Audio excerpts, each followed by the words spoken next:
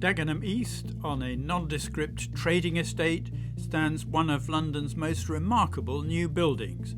PEARL, the Personal Environment Activity Research Laboratory, is a unique, purpose-built facility for testing full-size environments to find out how people use infrastructure and cities.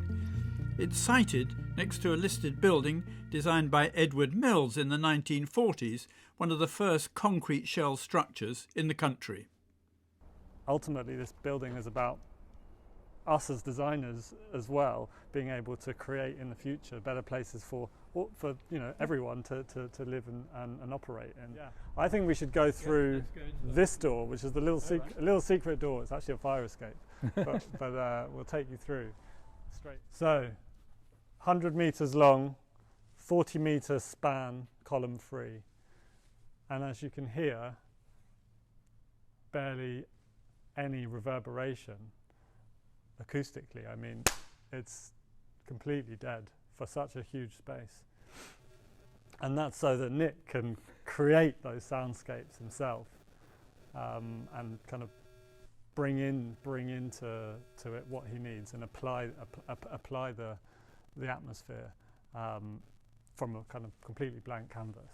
What did you ask the architects to provide you with, and what are you going to do here? I asked them to provide me with a building that would house the world. Yeah, so that was an interesting challenge that we were set with. Needs a building to house the world, and we were kind of thrilled and terrified at the same time.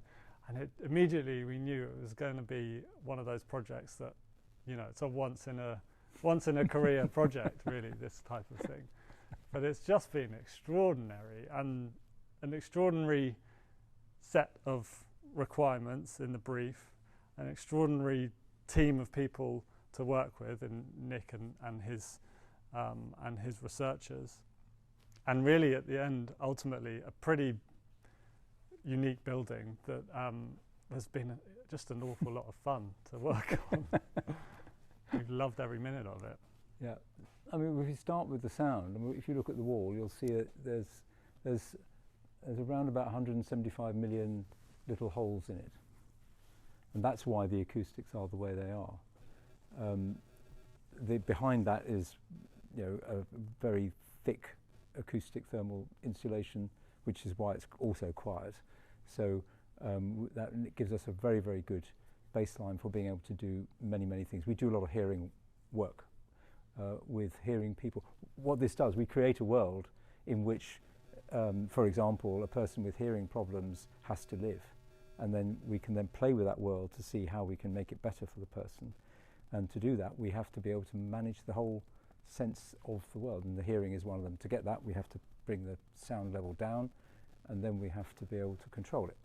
But having said that, we might want to have an explosion in here, which could be massive, and that means that we have to be able to control the sound that we do have in here. So we do have a very impressive sound system where we had to challenge the sound. The manufacturer of the sound system is still working on the challenge I gave him, which is the equivalent of yours, was how do I walk in here and it feels like St Paul's Cathedral, or I come in here and it feels like the lounge at home. The research that's happening here is really looking at everything between the scale of the kind of microscopic neurons in your brains, whether that's through thinking about how people with autism might react to difficult lighting conditions, all the way through to the sort of scale of hundreds of people cramming on and off prototype tube carriages, or walking down a 100-meter long street that might get built in this space. And it's kind of those two extremes of scale that really make this space so special, because most research labs, when you think about them, are really only working at one end or the other of that, or somewhere in between. And I think the facility here is giving the researchers that kind of scope to give, go across the full breadth of that. The acoustics are a big part of it. The lighting, so there's this huge lighting array of hundreds of incredibly powerful lights that can recreate any sort of sky that you could imagine. Because I need to simulate light anywhere in the world at any time. And so it has to have the sensitivity. So we break the spectrum down into 11 wave bands, and we pick those very precisely so that we can do particular things with it, and then we can just blend them. It's just like making soup. You just blend it, and then we can have the colour that we want. It's a big box of tricks. It's effectively a huge instrument of experimentation. So there's lots of technical challenges, and then around that we wanted to create something quite architectural. So you've seen that outside on the facade, thinking about its context with the listed building opposite and how people can kind of break down the scale to something that they can manage. But then also inside we've got this building within the building, which is this two-story timber box. It's a kind of shoebox that sits structurally completely independent from the shed itself. And really this is the sort of brain of Pearl. All of the thought process and the preparation is happening inside what Nick's called the groove. Nick's a jazz musician on top of everything else. And the groove aptly is covered in these grooves of timber, which are stained black. As with everything else in here, it must be black so that it doesn't detract from the experiments. But also the grooves on the cladding of this box are helping towards that acoustic treatment. And they're also kind of making it a crafted object. So they're also scalloped as the facade is outside. And it's all adding to that kind of richness of what, when you kind of add it all up, is really does feel like a piece of architecture and not just an industrial shed that perhaps it could have been. Again, you're dealing with lots of people potentially in here, hundreds of people. So you have to be able to feed the right amount of fresh air into this space to accommodate all of those people. And sometimes it might just be one participant in an experiment, but sometimes it might be 500 with another 300 observing the experiment.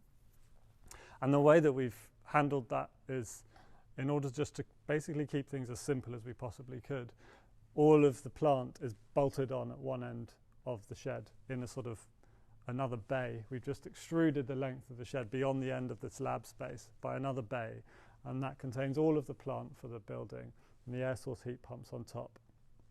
And then there's a series of huge ducts at the top of this space that you can't really see because it's all obscured by the lighting rig, that come all the way down the space, bringing fresh air to the whole place. And the other thing to say is that all of that kit at the far end of the building is being powered by a massive PV array, 4,000 square metre photovoltaic panel array, which powers the whole building, and together with the sort of very high performing fabric of the building makes it UCL's first net zero carbon building. And that in itself is kind of UCL showing, leading by example really, showing the way for London as a sort of really important partner of the City of London, that university. And it's really leading the way in terms of, you know, pushing towards a much more sustainable future for the construction industry. We were talking about building a Greek amphitheatre here. And I said, well, yeah, I could build you a Greek amphitheatre, or at least a bit of one. But that's rather boring. Why don't we, you could have Greek sunlight, you could have the Greek sounds of the olive groves, whatever, you can have the smell of the Greek olive groves, and then you can have your Greek play. That would become more interesting. And they just collapsed. But you're finding out how people experience spaces themselves, but also how they react to spaces, maybe without even Yes, knowing absolutely, and very interested in time. So we think about you know, urban design is kind of about space. How am I going to design this street or this square or whatever? But for me, it's not about space, it's about time. And the space is simply how we actually facilitate time. And so for me, it's about the relationship between time and space as exemplified by people. And people have innate clocks So we're not talking about sort of Newtonian time, we're talking about body time, psychological time, and how does that actually work? So how we can manipulate the space to enable people to feel more comfortable about being in it, for example. So this is a good space to chat, or it's a good space to be, or it's a good space to go through very quickly, but because I want to, not because I feel very scared and so on. So how do we actually do that? And I think we don't really understand that interaction of what the space is doing to the person, but also what the person does then does things to the space. So if I move, I have changed the space, both from my own perception, but from the perception of other people. So how does the space then respond? And so, and that is this kind of spatio-temporal thing that I'm really very, very interested in how that actually works. So that's sort of what we do, really. So in terms of designing a station or putting in a station and seeing how people respond to it, that would benefit Network Rail, whoever it is, in terms of what would happen in emergency, whether their passengers having a enjoyable experience. Yeah. Can you run your train service? You know, we've tested train services and found or proposed train services and found that they won't work because you can't get the people on the train. The assumptions that they had made about that were completely wrong. They were totally within all the standard modelling, but they were wrong, and we showed that. So they had to re-modify the design of the train. They had to rethink their schedule, and they had to rethink the whole concept of what they mean by carrying a lot of people, kind of thing. COVID has really brought that into focus because we've got to rethink about movement, because mass movement, filling a train up with as many people as you can, which is the kind of model that we've got up till now, isn't going to work post-COVID, because people have realised, actually, why would I want to get on a crowded tube train to go to work? Nobody really wants to do that. So, and I've discovered the past year, I don't need to. I can work at home and do stuff at home, and I can travel in at 11. So the first response of the transport people is horror, that they're going to lose their peak demand, because that's where they take their money. But then I point out, but that's also where you spend your money. That's where it costs you a lot to supply a peak hour service. If you actually supplied, you go in the other extreme, you had no peak, so you have the same amount of load all day, but much lower. You just take the same demand, just spread it out over the day. Actually, you have the same revenue, but you have lower costs. And you mentioned explosions earlier. That you can also deal with emergencies in that way. Yeah. Understand how people respond. Absolutely. So you could imagine we could build the foyer of King's Cross Station pretty much here, or certainly a fair chunk of it, and then we can decide to have an explosion in that corner and see how people move through it. But if the explosion was in that corner, how would they move through it? Because we can create the explosion through our blend of acoustics and lighting and smell and so on, we can actually move the explosions around quite easily. So you can see what's it like if you have to come through ticket gates backwards, and if you have to, how are you actually going to get out of this place? And we can actually test that for real without having to close King's Cross Station down while we do it. So I think we can get a lot better information about how that kind of thing could work. So yes, explosions. There's a lot of interest in the moment about biohazards following COVID. So what do they look like? How do they work? How do people respond to the whole question of physical and social distancing? I mean, Edward Hall worked out social spacing 50, 60 years ago, but we don't know why that works. Well, the stuff that we've been looking at, we now know why people have conversations at the separation that they do, and COVID's been really great for this, because it's the requirement to have a 2 metre distance means it doesn't work. And why it's so hard for people to maintain a 2 metre distance is that biologically it doesn't work for us. So how do we actually create an environment where you can have the kind of separation that you need for things like that, but you can have the togetherness you need for the sociality that is actually what makes society work? So is that around acoustics? Is it around lighting? Is it around the design of things like benches and the kind of urban stuff? These racks are for sort of theatrical scenic flats to roll in, so we can get 6 metre long flats that come out and then turn on their end. And there's enough storage in, sorry Nick, enough storage in all of those racks to create a 2-storey streetscape across the full length of the lab. Wow, it gives me that. The CLT structure of the groove, which is completely independent from the steel structure of the shed.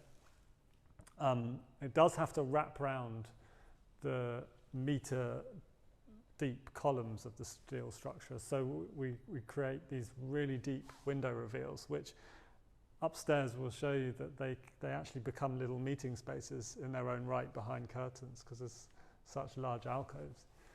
But yeah, we wanted to use a material that would kind of bring an immediate sense of warmth and kind of welcome the community in.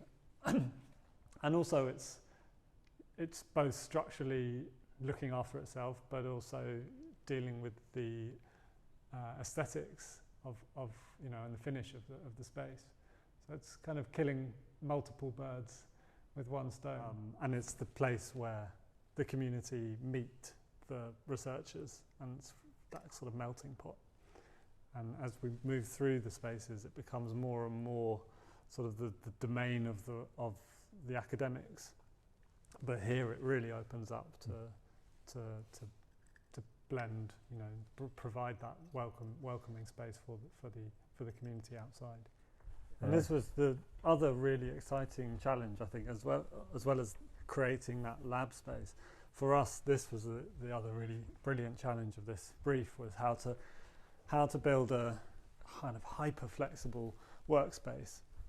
Nick set this challenge to us where he said, every week I want to be able to reconfigure this space and transform it, so that one week we could have 6 teams of 10 people working in here, and another week we could have 1 team of 50, and another week we could have 50 teams of 1.